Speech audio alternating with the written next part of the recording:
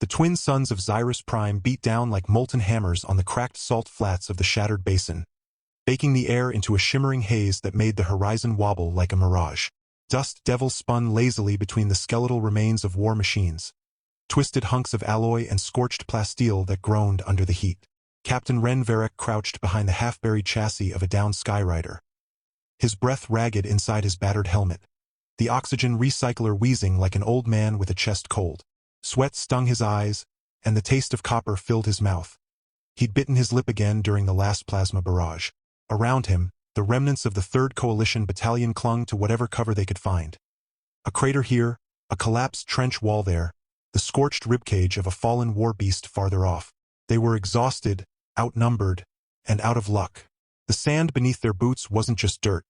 It was ground bone and ash, the graveyard of 100 skirmishes between human settlers and the dominion of the Azure Veil. Ren wasn't supposed to be here.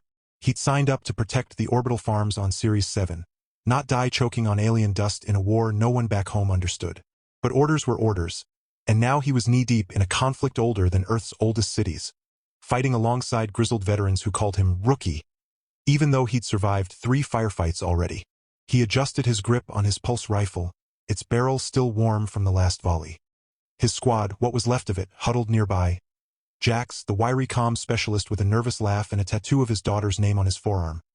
Tessa, the medic whose hands never shook, even when stitching up a gut wound under fire, and old Sergeant Harkin, who hadn't spoken in 2 days except to bark coordinates or curse the heat. They were all that remained of Echo Company, and they knew the Dominion scouts wouldn't be far behind the last plasma strike. Then the sky split open, not with fire or thunder, but with silence. A sudden, unnatural hush that dropped over the battlefield like a velvet shroud. The wind died, the distant hum of Dominion hovercrafts ceased. Even the groaning metal seemed to hold its breath. Ren peered over the edge of the wrecked Skyrider, pulse rifle raised, and saw them. Emerging from the heat haze like figures from a fever dream came the Royal Guard of the Azure Veil. Tall, impossibly graceful. Their blue skin shimmered with an iridescent sheen that caught the sunlight like polished lapis. Their armor wasn't forged. It was grown, golden plates interwoven with living filaments that pulsed faintly with bioluminescent energy. Each warrior carried a curved blade that hummed with contained plasma, and their eyes, large, almond-shaped, and glowing faintly violet, scanned the battlefield with cold precision. But it wasn't the guards that made Ren's blood freeze. At their center, gliding forward as if the scorched earth dared not touch her feet, was the Queen. She was taller than the others, her frame both regal and lethal. Her skin was the deep blue of midnight oceans, flawless and smooth, and her hair, long, straight, and white as starlight, flowed behind her like a banner caught in an invisible current. Her armor was more intricate than her guards. Golden pauldrons shaped like unfurling wings, a chest plate etched with ancient glyphs that shimmered when she moved, and gauntlets tipped with claws that looked capable of peeling open a tank. But it was her eyes that held Ren captive, piercing, intelligent, and utterly unreadable. She stopped 20 paces from the human line, her guards forming a perfect crescent behind her, weapons lowered but ready. For a long moment no one moved, not the humans, not the Dominion soldiers who had been chasing them just minutes before. Even the vultures circling overhead seemed to pause mid-turn. Then the Queen raised one slender hand, her golden claws catching the light, and pointed directly at Ren. "That one," she said, her voice low and resonant, layered with harmonics that vibrated in the bones more than the ears, "belongs to me." Time didn't just stop. It shattered. Ren's squad froze mid-breath. Jax's hand hovered over his sidearm. Tessa's medkit slipped from her fingers, spilling bandages into the dust. Sergeant Harkin's jaw clenched so hard Ren heard the grind of teeth even through his helmet. Across the battlefield, Dominion warriors, normally ruthless and efficient, lowered their weapons in stunned unison, as if her words had severed every aggressive impulse in their bodies. Even the wind seemed afraid to stir. Ren's mind raced. Belongs to her? What did that mean? Was he a prisoner? A trophy? A sacrifice? He'd heard rumors, whispers among the troops, about the Azure Veil's strange customs, their obsession with chosen ones, their belief that certain souls carried echoes of their lost ancestors. But those were just campfire stories meant to scare rookies, weren't they? The Queen began walking toward him. No one moved to stop her. Not his squad. Not the Dominion. It was as if the entire battlefield had agreed, without speaking, to let this play out. Ren's finger hovered over the trigger of his rifle, but something, instinct, fear, or maybe sheer awe, kept him from firing. He watched as she closed the distance, her white hair swaying, her golden armor gleaming like captured sunlight. Up close, she was even more breathtaking and terrifying. Her eyes locked onto his, and for a heartbeat, Ren felt as though she could see every secret he'd ever kept, every regret he'd buried, every dream he'd abandoned when he enlisted. "You don't remember," she said softly, so only he could hear, though her voice still carried that strange resonance. "But you will." Before he could respond, before he could even form a coherent thought, she reached out and touched his forehead with the tips of her fingers. A jolt shot through him, not painful but overwhelming, like plunging into a river of stars. Images flashed behind his eyes. A city of crystal spires floating above an endless ocean, a child with blue skin and white hair laughing under twin moons, a war that had torn the heavens apart, and a promise whispered in a language he didn't know but somehow understood. Then it was over. She withdrew her hand, her expression unreadable once more. "You are under my protection now," she announced, her voice rising to carry across the basin. "Any who raise a hand against him will answer to the throne of Azure." The Dominion warriors immediately knelt, pressing their foreheads to the sand in a gesture of submission. Ren's squad remained standing, stunned, their weapons half-raised but useless against the sheer authority radiating from the Queen. Jax finally broke the silence with a nervous chuckle. "Well, that's new." Tessa stepped forward, her medic's instincts overriding her shock. "Captain, are you hurt?" Ren shook his head slowly, still reeling from the vision. I don't know." The Queen turned to her guards. "Prepare the sky barge. We return to the citadel." One of the guards hesitated. "Your Radiance, the humans, are no longer your concern," she interrupted, her tone leaving no room for argument. Then she looked back at Ren. "You will come with me." It wasn't a request. Ren glanced at his squad. Harkin gave a barely perceptible nod. "Go. Survive. Report back if you can." Jax mouthed, "Don't get eaten." With a shaky grin, Tessa just squeezed his arm, her eyes full of worry and something else. Hope. Maybe. He took a breath, slung his rifle over his shoulder, and stepped forward. As he walked toward the Queen, the sand crunching under his boots, he couldn't shake the feeling that his life had just pivoted on an axis he didn't understand. He wasn't just a soldier anymore. He was something else. Something the Queen recognized, something tied to a past he couldn't recall. And as the sky barge descended from the clouds, a sleek vessel of living metal and golden light, Ren wondered if he was walking toward salvation, or something far more complicated.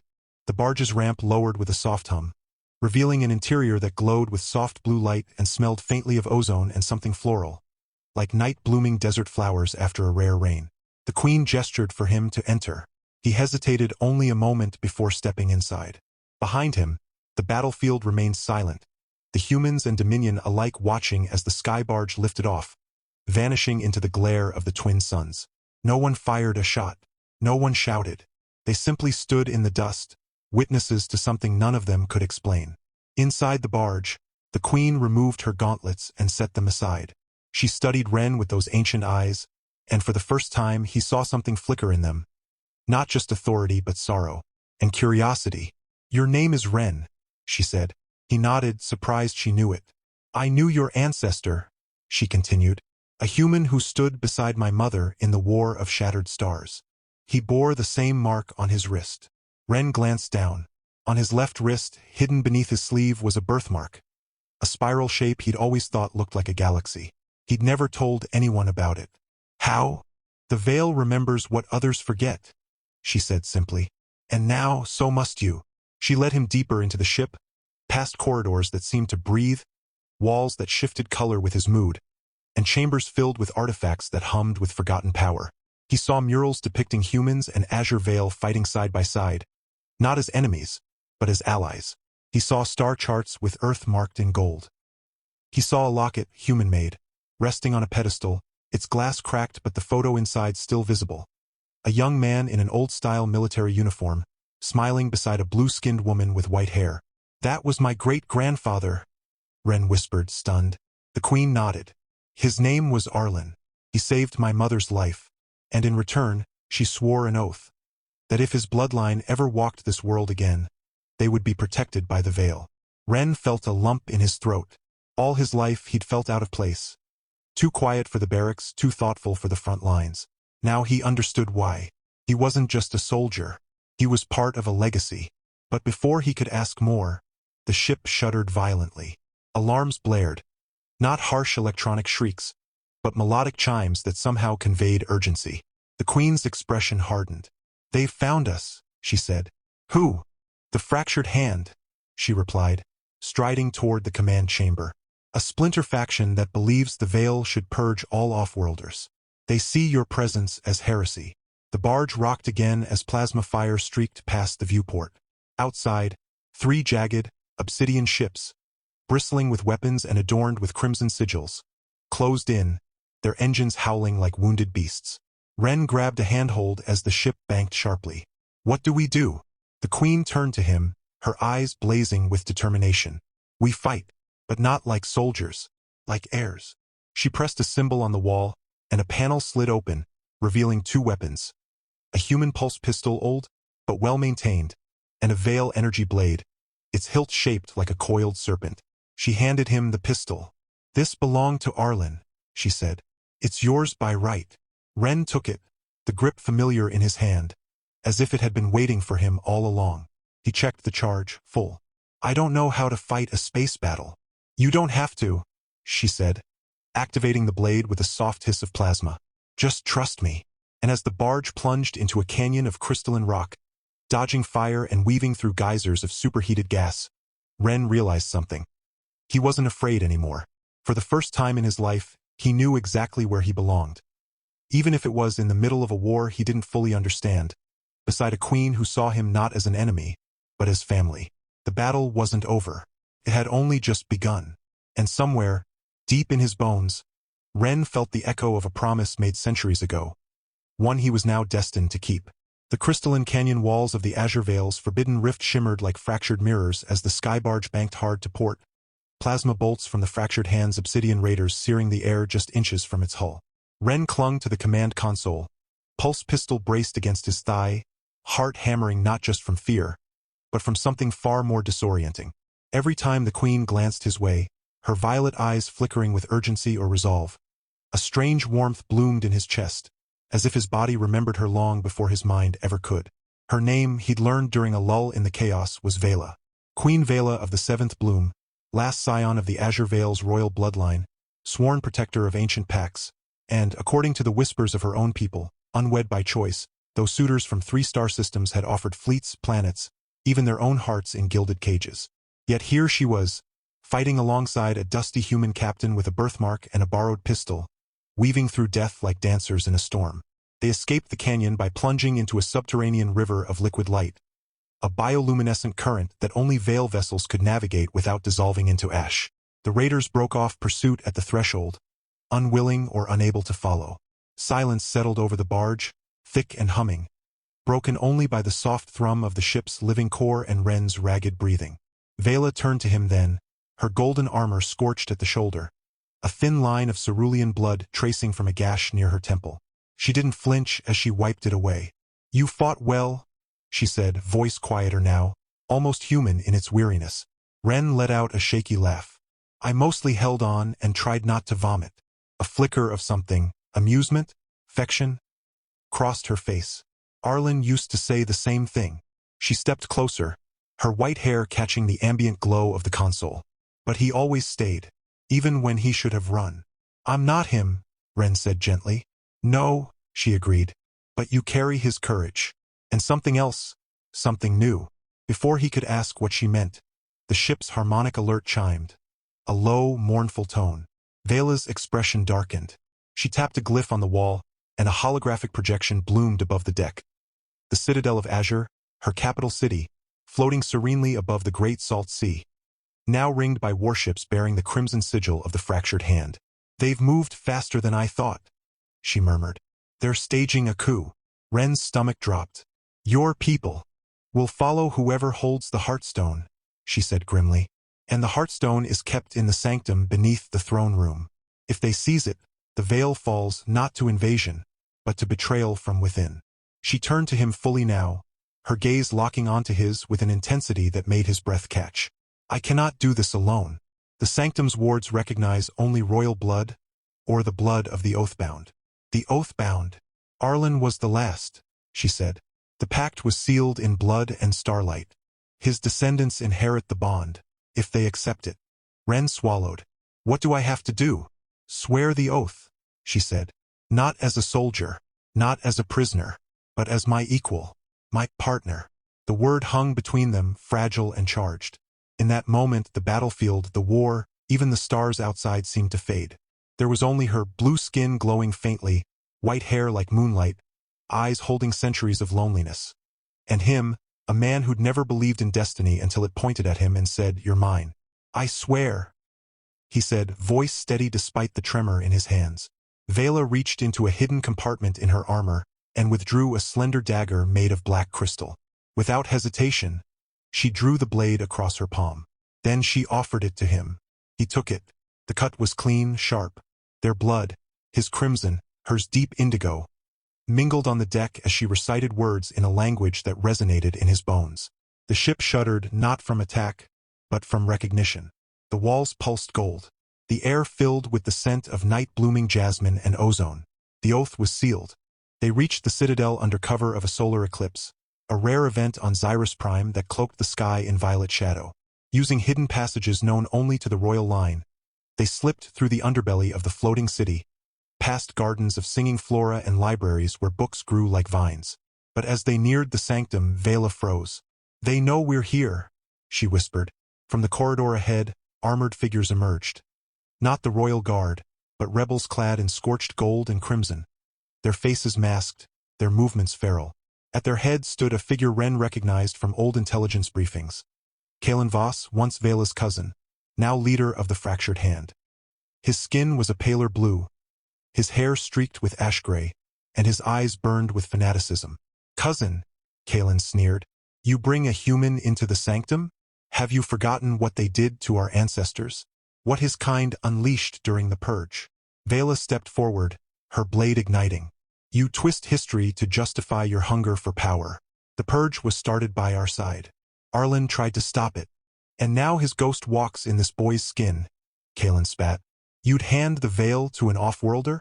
To a mortal? He's more loyal than you'll ever be." Vela shot back. What followed was a blur of motion. Blades clashing, plasma fire scorching ancient stone. Ren ducking behind pillars as he returned fire with Arlen's pistol, each shot ringing with uncanny precision. He wasn't just fighting for survival now. He was fighting for her, for the future they'd just sworn to build together. In the chaos, Kalen lunged for Vela, his blade aimed not to kill, but to wound, to humiliate. Ren saw it a heartbeat too late. He threw himself between them. The blade pierced his side. Pain exploded white-hot, blinding. He stumbled but didn't fall. Vela's scream echoed through the chamber, raw and primal. Her eyes blazed with fury, and the very air around her crackled with energy. She moved like lightning, disarming Kalen with a single strike, then slamming him against the wall with a telekinetic pulse that cracked the stone. But she didn't kill him. "You will stand trial," she said coldly. "Not by my hand, but by the Veil's law." Then she was at Ren's side, cradling him as his vision blurred. "Stay with me," she pleaded, her voice breaking. "Please." He managed a weak smile. "Told you, I wouldn't run." She pressed her palm over his wound, and warmth spread through him. Not just healing, but something deeper. Connection. He felt her fear, her hope, the fierce, protective love she'd been hiding behind duty and armor. When he awoke, he was in a chamber bathed in soft blue light, lying on a bed woven from living vines. Vela sat beside him, still in her armor, though the golden plates were now dulled with soot and dried blood. Her hair was loose, falling like a curtain around her face. "You're awake," she said, relief softening her features. "How long?" he croaked. 2 days, she replied. "The oath accelerated your healing. But you'll need rest." He reached for her hand. She let him take it. Her skin was cool, but her grip was strong. "They've secured the citadel," she said quietly. "Kalen is imprisoned. The Heartstone is safe. And the council has agreed to hear your claim." "My claim? As oathbound," she said, meeting his eyes. "You have the right to stand beside me, not as a consort but as co-ruler." If you choose. Ren stared at her, stunned. You'd share your throne with me? I'd share my life, she said simply. If you'll have it. He laughed softly, then winced at the pain in his side. After you nearly got me killed? Twice. Her lips curved into the faintest smile. 3 times, actually. You forgot the SandWYRM on the eastern ridge. Oh, right, he groaned. That thing had teeth. They sat in silence for a while, hands entwined, the weight of war and wonder settling around them like a shared cloak. Outside, the twin suns rose over the salt sea, painting the sky in hues of rose and gold. But peace, they both knew, was fragile. Because 3 days later, a transmission arrived from the edge of Veil space, a human fleet bearing the insignia of the Terran coalition. Not allies, not rescuers. A full invasion force, led by Admiral Corwin, a hardliner who believed the only good alien was a dead one. And their message was clear. Surrender the traitor Ren Varek, or we burn your world to glass. Vela stood on the Citadel's highest balcony, wind tugging at her white hair, Ren beside her, his side still bandaged but his stance firm. They think I'm a traitor, he said. To them, perhaps, she replied. But to me, you're the only one who's ever been loyal to both our peoples. He looked at her, really looked. At the queen, the warrior, the woman who'd claimed him before the world and fought for him in blood and starlight. What do we do? She turned to him, her violet eyes gleaming with defiance and something softer, something like love. We show them what happens when you threaten a bond sealed in oath. And as the first human warships breached the atmosphere, the skies above Xyrus Prime filled not with fire, but with light. Veil vessels rose to meet them, their golden hulls blazing like suns, and at their center flew a single sky barge, bearing a human flag stitched with the sigil of the Azure Veil. Ren stood at the helm beside Vela, Arlen's pistol at his hip, her hand in his. The war wasn't over, but for the first time they were fighting it together. Not as enemies, not as strangers, but as something new, something worth protecting. The human fleet hung in the sky like a swarm of steel locusts, blotting out the twin suns with their jagged silhouettes. Admiral Corwin's voice crackled over every comm channel on Xyrus Prime. Cold, clipped, and dripping with contempt. Ren Varek, you are hereby declared a traitor to the Terran coalition.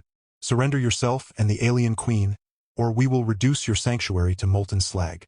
Ren stood shoulder to shoulder with Vela on the command deck of the Royal Sky Barge, the Dawn's Vow, their fingers still loosely entwined from moments before. He could feel the tension in her, coiled like a spring, ready to unleash the full might of the Veil. But something in Corwin's tone gnawed at him. This wasn't just protocol. This was personal. Corwin never cared about deserters, Ren muttered. He's after something else.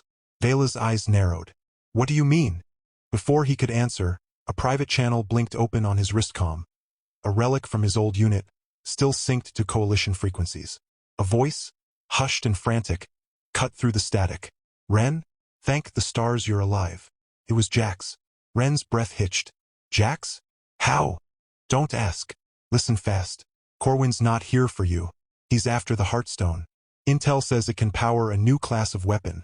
Something that doesn't just destroy planets, but unravels their very atomic structure. He plans to take it, blame the Veil for resisting peacefully, and justify full-scale annexation. Ren's blood ran cold. He'd start a galaxy-wide war. He already has, Jax said grimly. Tessa and Harkin are with me. We're aboard the Marauder's Hope, docked in Corwin's hangar bay. We'll sabotage the primary reactor if you can create a diversion. But you've got 6 hours before the bombardment begins. The line went dead. Vela had heard it all through the open comm. Her expression shifted. Not to fear, but to fury. He dares threaten the Heartstone? It is not a weapon. It is the soul of our world. Then we don't just defend, Ren said, turning to her. We expose him. Their plan was reckless, born of desperation and trust. While Vela led the Veil fleet in a feigned retreat, drawing Corwin's armada deeper into the planet's magnetic anomaly belt, where human sensors would glitch and navigation would falter, Ren would infiltrate the flagship Iron Resolve using an old smuggler's tunnel Jax had mapped beneath the docking ring. It was a path used during the early settlement days, long forgotten, except by desert rats like his squad. Disguised in a salvaged coalition engineer's suit, Ren slipped aboard under cover of a staged Veil skirmish. The ship reeked of recycled air and arrogance. He moved like a ghost through maintenance shafts, heart pounding, every footstep echoing in his skull. When he finally reached the reactor core access tunnel, Jax was waiting, grease-streaked and grinning. "Took you long enough?" Jax whispered, tossing him a plasma cutter. "Tessa's patching up a guard we convinced to nab. Harkin's jamming internal comms. You've got 10 minutes before Corwin notices his reactors running hot." But as Ren worked, slicing through the containment housing, something felt wrong. Too easy. The security protocols were lax, the patrols sparse, and then he saw it etched into the reactor's primary conduit in tiny, almost invisible script: Project Oblivion Phase 1 Veil Assimilation. This wasn't just about a weapon. Corwin wasn't trying to destroy the Heartstone. He was trying to harvest it. Ren's hands froze. Jax, he doesn't want to blow it up. He wants to connect it to the reactor. Use the Veil's life energy to power his fleet indefinitely. Turn their entire navy into immortal war machines. Jax paled. "Then if we blow the reactor, we might detonate the Heartstone by proxy," Ren finished. "And if that happens, every living thing on Zyrus Prime dies, not from fire, but from soul death. The Veil would wither." Vela. He couldn't finish. They had minutes to choose. Sabotage and risk genocide, or abort and let Corwin win. Back on the Dawn's Vow, Vela felt it. The subtle tremor in the planet's resonance. The Heartstone's song faltering. She knew Ren was in danger. Worse, she knew why. The oath between them thrummed like a live wire in her veins, showing her flashes. Ren's panic, the reactor, the terrible choice. She made her decision instantly. Breaking formation, she ordered her fleet to cease fire and broadcast a single frequency. The ancient Veil hymn of surrender. Not real surrender. A lure. Corwin, arrogant and eager, took the bait. He hailed her personally, smug triumph in his voice. "Queen Vela, wise choice. Prepare to." He never finished, because in that moment Vela did something no Veil ruler had done in 10,000 years. She opened the Heartstone's resonance to him. Not as a weapon, as a mirror. The Admiral screamed as the full emotional weight of the Veil's history flooded his mind. Centuries of loss, love, war, and peace.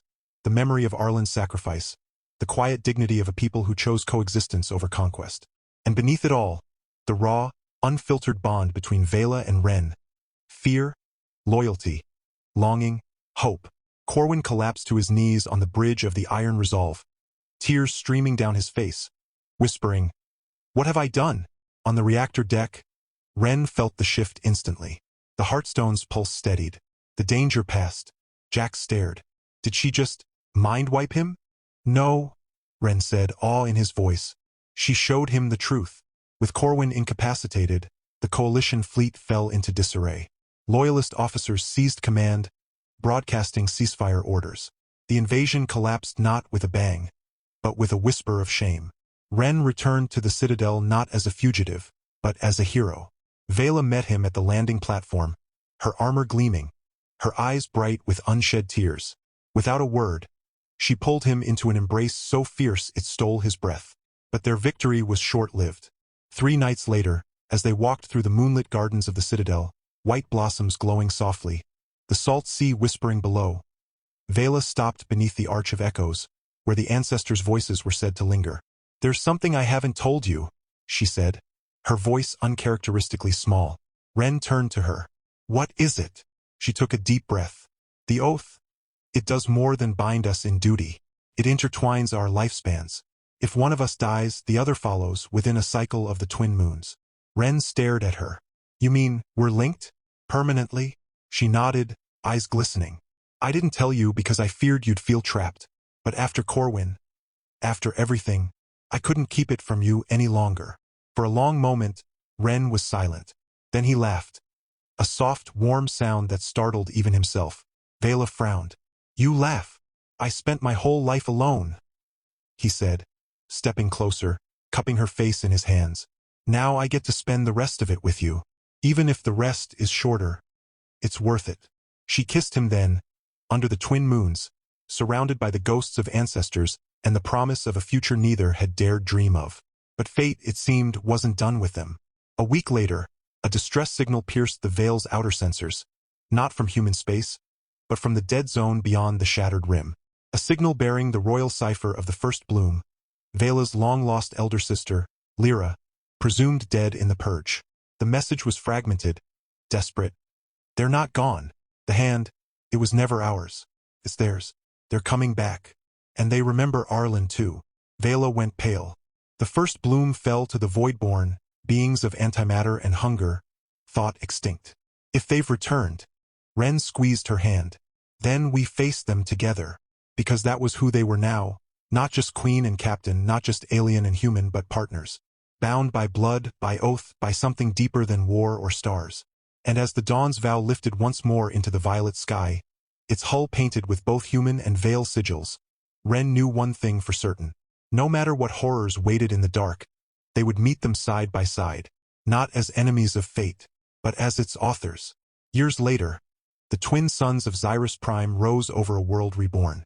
The scars of war had softened into gardens, and the citadel of Azure gleamed not as a fortress, but as a beacon of unity. Ren stood on the same balcony where he'd once faced invasion, now wrapped in a light cloak woven from veil silk and terran wool, a symbol of the alliance he and Vela had forged. Below, children with blue skin and brown hair, white hair and freckled cheeks, played among singing trees, their laughter echoing where plasma fire once roared. Vela joined him, her golden armor replaced by ceremonial robes the color of dawn, a simple band of human steel on her finger. She leaned into him, her head resting against his shoulder, and sighed contentedly. "They're finally at peace," she murmured. He kissed the top of her head.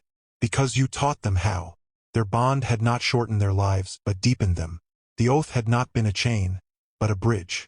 And when the voidborn threat had come, it was met not with fear, but with a coalition of humans, veil, and even reformed fractured hand warriors, standing as one. They'd won, not through destruction, but through memory, mercy, and the stubborn belief that love could outlast war. Now, retired from command but never from purpose, Ren and Vela guided a new generation, not as rulers but as teachers. In the evenings, they walked the shores of the salt sea, hand in hand, watching the stars they'd once fought beneath. And when their time finally came, decades later, they left this world together. Not in sorrow, but in quiet joy, knowing they'd built something that would outlive them both. Happily ever after, it turned out wasn't an ending. It was a promise kept,